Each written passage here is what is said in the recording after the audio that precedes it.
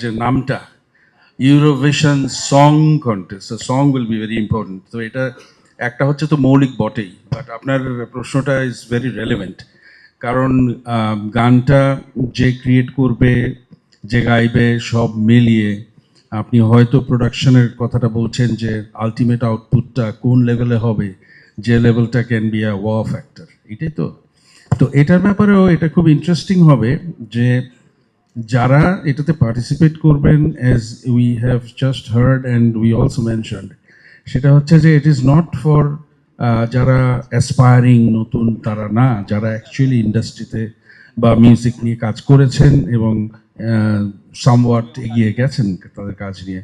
সুতরাং সেই ক্ষেত্রে আমাদের ধরে নিতেই হবে যে তাদের প্রোডাকশন কোয়ালিটির ব্যাপারটা মাথায় থাকবে, এবং আমরা ধরে নেব যে সে অন্তত মিনিমাম একটা প্রোডাকশন আউটপুটের জন্য যা প্রয়োজন সেটা সে বুঝবে।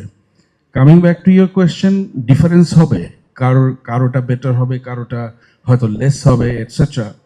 তো সেখানে একটা একটা জায়গায় হয়তো কোয়ালিটি মেনটেন করাটা ইম্পর্ট্যান্ট হবে। সেটা এট দ্যাট টাইম যখন আসবে গানগুলো, তখন হয়তো সেটাকে অ্যাড্রেস করা যেতে পারে যে কোন দিক থেকে ধরেন একটা গান খুব ভালো, হয়তো সে মেরিট রাখে একটা টপ স্পটের জন্য, কিন্তু তার প্রোডাকশনটা একটু কম, এটা ঠিক মতো বার হচ্ছে না। I guess those things will come যখন ওই জিনিসটা ওই পর্যায়ে এগিয়ে যাবে।